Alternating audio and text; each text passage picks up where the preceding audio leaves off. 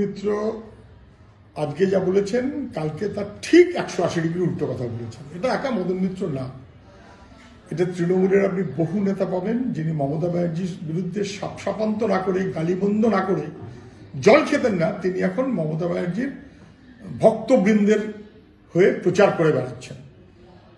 মানে মমতা ব্যানার্জির মতন কেউ নেই। ও আপনি একে একে কত নাম বলবো, নাম বলে ভারাক্রান্ত করে লাভ নেই। মদন মিত্র তাই, মমতা ব্যানার্জি তো আজকে যা বলেছেন কালকে ঠিক উল্টো কথা বলেছেন, 180 ডিগ্রি উল্টো কথা বলেছেন।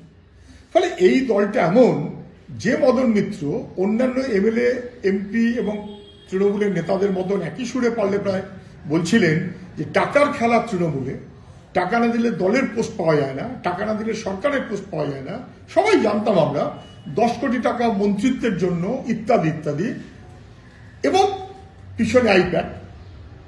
যখনই বোঝা গেল আইপ্যাক মানে তার পিছনে ভাইপো, এবং ভাইপো মানে তার পিছনে পিসি, বাস সুব্রত বক্সির কাছে চিঠি দিয়েছেন, আমি ক্ষমা চাইছি।